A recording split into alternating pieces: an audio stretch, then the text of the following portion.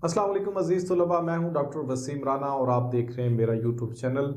और मैं हाज़िर हूं अपने चैप्टर 1 के 9वें लेक्चर और आखिरी लेक्चर के साथ, जो कि टॉपिक से मुतल्लिक है। इसके बाद हम उसकी जो एक्सरसाइज है चैप्टर 1 की, MCQs और शॉर्ट क्वेश्चंस और लॉन्ग क्वेश्चंस, उसको डिस्कस करेंगे। तो चैप्टर 1 के जो टॉपिक्स हैं उसके आखिरी लेक्चर के साथ हाज़िर हूँ।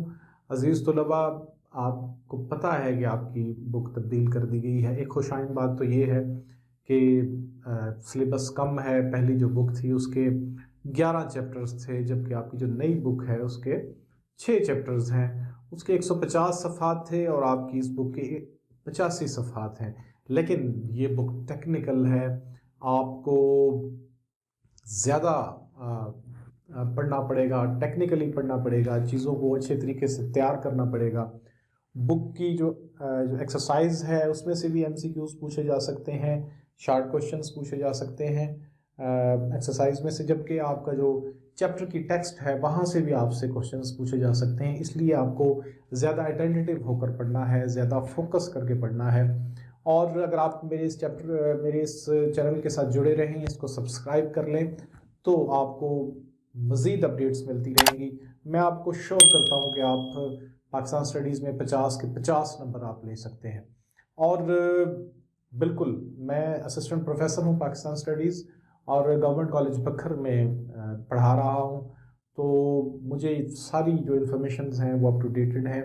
इसलिए आप लोग अगर अब चाहते हैं कि आप 50 के 50 नंबर लें, बहसीत एग्जामिनर मैंने पेपर मार्किंग करते हुए 50-50 नंबर भी स्टूडेंट्स को दिए हैं, तो आप भी 50 नंबर हासिल कर सकते हैं। लेकिन कैसे, उसके लिए आपको चैनल सब्सक्राइब करना पड़ेगा और तमाम वीडियोस को देखना पड़ेगा।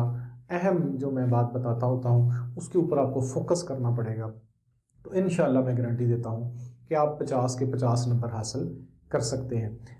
अज़ीज़ तलबा, एक और अहम बात कि हम लोग, हमारे जो स्टूडेंट्स होते हैं वो साइंस के ऊपर ज़्यादा फोकस करते हैं, बायोलॉजी पर, केमिस्ट्री पर, फिज़िक्स पर, मैथमेटिक्स पर, इंग्लिश पर, जबकि इस्लामियात को, मुताले पाकिस्तान को या उर्दू को इतना फोकस नहीं करते।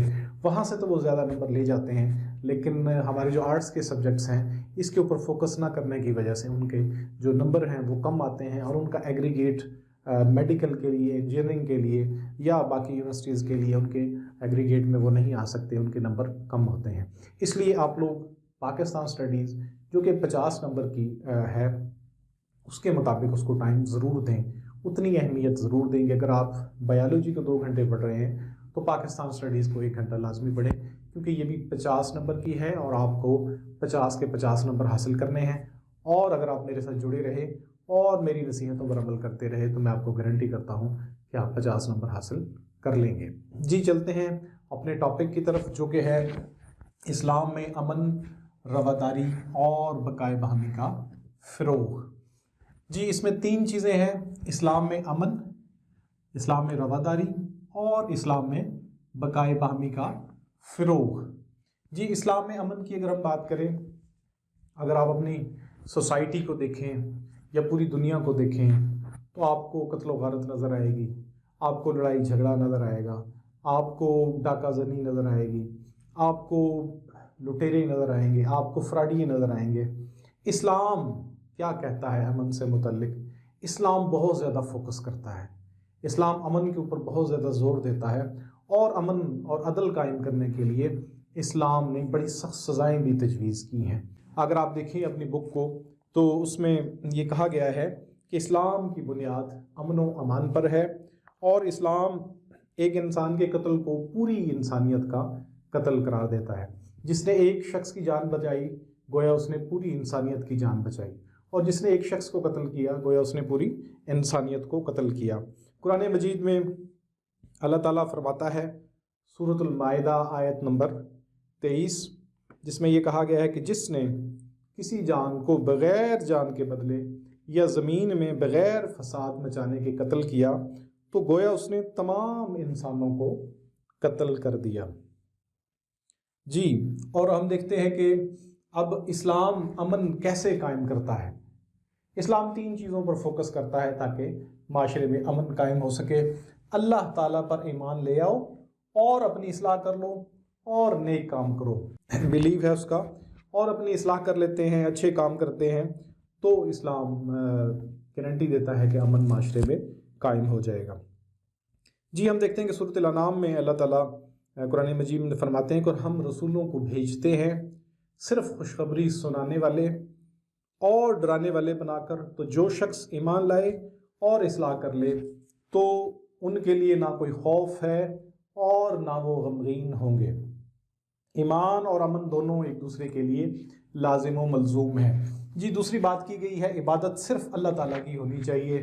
ایک سجدہ جسے تو گراں سمجھتا ہے 1000 سجدوں سے دیتا ہے آدمی کو نجات۔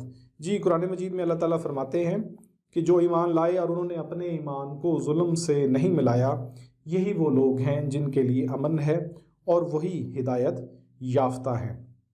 جی تیسرا جو اصول یہاں پر بیان کیا گیا ہے وہ ہے معاشرے میں اخوت، بھائی چارے کو فروغ دینا۔ اب ہمارے جو اسلامی بنیادی اصول ہیں اس میں رواداری ہے، اس میں بھائی چارہ ہے، اخوت ہے، اس میں عدل و انصاف ہے۔ تو جو ہمارے جتنے بھی اسلامی اصول ہیں اگر ان کو معاشرے میں فروغ دیا جائے تو اسلام یہ آپ کو گارنٹی کرتا ہے کہ امن قائم ہو جائے گا۔ جی تو ان 3 پوائنٹس کے اوپر فوکس کیا گیا ہے آپ کے سلیبس میں، اللہ تعالیٰ پر ایمان لانے پر، اس کی عبادت کرنے پر، اور معاشرے میں اسلامی جو اصول ہیں، اخوت ہے، بھائی چارہ ہے، رواداری ہے، مساوات ہے، عدل و انصاف ہے، ان کو فروغ دینے کی بات بھی کی گئی ہے۔ جی ہم دیکھتے ہیں کہ دوسرا ہمارا جو ٹاپک ہے اسلام اینڈ ریلیجیس ٹالرنس۔ پہلے ٹالرنس کی بات کی گئی تھی، رواداری کی بات کی گئی تھی، یہاں پر مذہبی رواداری کی بات کی گئی ہے۔ آپ جانتے ہیں کہ پاکستان میں 97% مسلمان ہیں جبکہ 3% یہاں پر نان مسلمز بھی رہتے ہیں۔ اس نان مسلمز میں کون کون ہیں؟ اس میں عیسائی ہیں، اس میں ہندو ہیں، اس میں سکھ ہیں، اس میں پارسی ہیں، اور بھی کچھ مذاہب کے لوگ یہاں پر رہتے ہیں۔ تو ان کے ساتھ ہم نے کیسے انٹریکٹ کرنا ہے؟ تو ان کے ساتھ ہم نے مذہبی رواداری، ریلیجیس ٹالرنس کے ذریعے سے ہم نے ان کے ساتھ انٹریکٹ کرنا ہے، یعنی ان کے ساتھ ہم نے اچھا بیہیو کرنا ہے۔ اب اسلام اس سے متعلق کیا کہتا ہے؟ جی اسلام یہ کہتا ہے کہ تو دوسروں پر اپنی مرضی کے فکر و عقیدے کو آپ زبردستی مسلط نہیں کر سکتے۔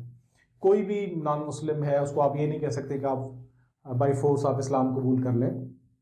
اس کو حق ہے کہ وہ جس بھی عقیدے کا ہے، جس بھی فکر کا ہے، وہ اپنے اس مذہب کے مطابق زندگی گزارے، اپنی ثقافت کے مطابق زندگی گزارے، اور اسلام اس سے متعلق زبردستی بالکل نہیں کرتا۔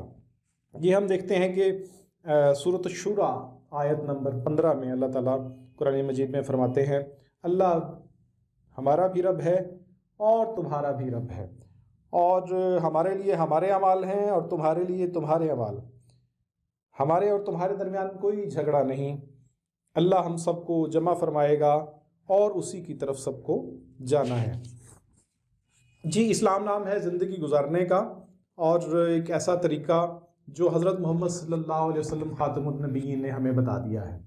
جی اللہ تعالیٰ نے جتنے بھی احکامات دیے ہیں قرآن کے ذریعے سے، اس کی پریکٹیکل فارم ہمیں آپ صلی اللہ علیہ وسلم کی زندگی میں ملتی ہے۔ جی تو وہاں سے ہم دیکھ سکتے ہیں کہ اللہ تعالیٰ ہمیں کیا کہہ رہا ہے۔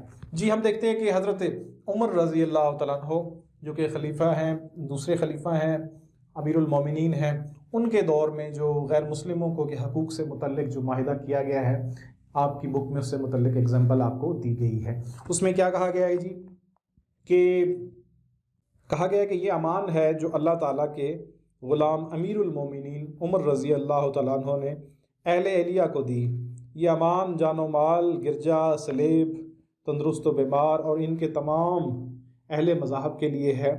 نہ ان کے گرجا میں کوئی سکونت اختیار کرے گا، نہ وہ ڈھائے جائیں گے، نہ ان کے احاطے کو نقصان پہنچایا جائے گا، اور نہ ان کی سلیبوں اور ان کے مال میں کمی کی جائے گی۔ مذہب کے بارے میں ان پر کوئی جبر نہیں کیا جائے گا، نہ ان میں سے کوئی کسی کو نقصان پہنچائے گا۔ یعنی یہ بات کی گئی ہے کہ ان کی جو عبادت گاہیں ہیں وہ محفوظ رہیں گی، کوئی ان میں رہائش اختیار نہیں کرے گا، کوئی ان کو گرائے گا نہیں، ڈھائے گا نہیں، ان کے ہاتھوں کو نقصان نہیں پہنچائے گا، اور نہ ان کی سلیبوں میں اور ان کے مال میں کمی کی جائے گی۔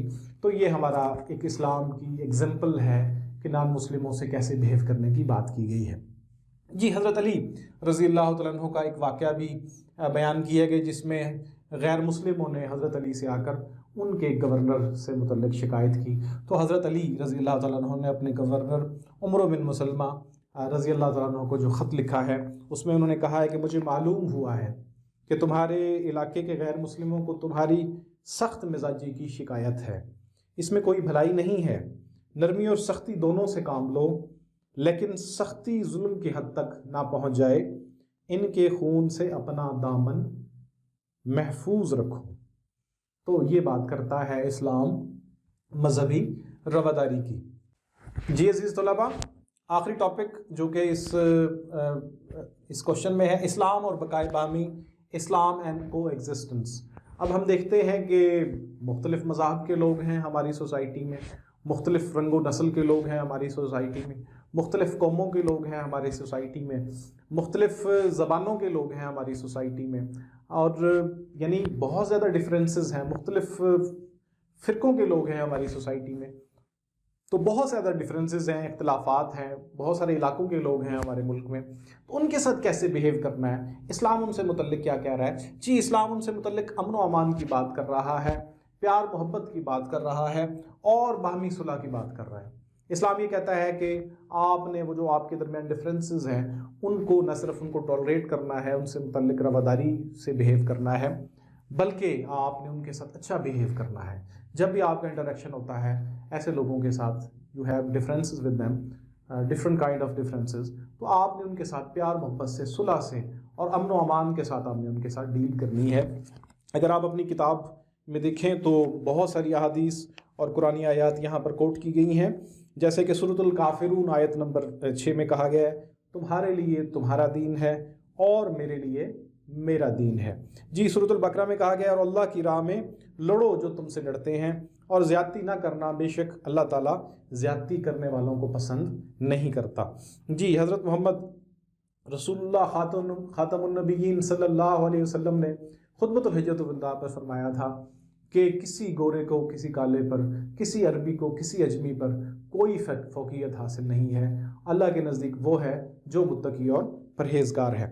جی اسلام جتنی بھی تفریق ہے، جتنے بھی ڈفرینسز ہیں، ان کو بالائے طاق رکھتے ہوئے، سائڈ پر رکھتے ہوئے، سب کے ساتھ پیار محبت، امن و امان اور باہمی صلح کے ساتھ رویہ اختیار کرنے کا سبق دیتا ہے۔ جی یہ تو ہے آج کا ہمارا ٹاپک، اسلام میں امن، رواداری اور بقائے باہمی کا فروغ۔ جی عزیز طلباء، ایک انتہائی اہم بات میں آپ لوگوں کو بتاتا چلوں کہ آپ کے جو شارٹ کوشچنز ہیں وہ ہر چیپٹر میں سے 3 شارٹ کوشچنز آپ کے آئیں گے، یعنی 6 چیپٹرز ہیں تو 2 کوشچنز جو ہیں وہ شارٹ کوشچن سے متعلق ہوں گے، کوشچن نمبر 2 اور کوشچن نمبر 3، اور ہر چیپٹر سے 3 شارٹ کوشچنز پوچھے جائیں گے۔ وہ شارٹ کوشچنز آپ کی ایکسرسائز میں سے بھی ہو سکتے ہیں، وہ شارٹ کوشچن آپ کی بک میں سے بھی ہو سکتے ہیں۔ اس بک کے چیپٹر نمبر 1 کو اگر ہم دیکھیں تو اس میں فار ایگزامپل میں آپ کو بتا سکتا ہوں کہ سنت سے کیا مراد ہے، ٹھیک ہے، تو یہ اس کے اوپر ایک شارٹ کوشچن بن سکتا ہے جو کہ ایکسرسائز میں نہیں ہے لیکن آپ کی ٹیکسٹ میں دیا ہوا ہے، آپ کی اس تحریر میں چیپٹر نمبر 1 کی دیا ہوا ہے۔ اس کے علاوہ بھی اگر آپ فوکس کریں گے تو بہت سارے ایسے شارٹ کوشچنز بن سکتے ہیں، تو آپ نے ایکسرسائز کے شارٹ کوشچنز کو بھی فوکس کرنا ہے، اور ساتھ ہی آپ کی جو چیپٹر کی جو تحریر ہے اس کو بھی آپ نے فوکس کرنا ہے۔ تو ہر چیپٹر میں سے 3 شارٹ کوشچنز آئیں گے، اس لیے آپ لوگوں نے اس پوائنٹ آف ویو سے بھی اپنی ایگزام پریپریشن کرنی ہے۔ جی نیکسٹ لیکچر تک کے لیے اجازت دیجیے، اللہ حافظ۔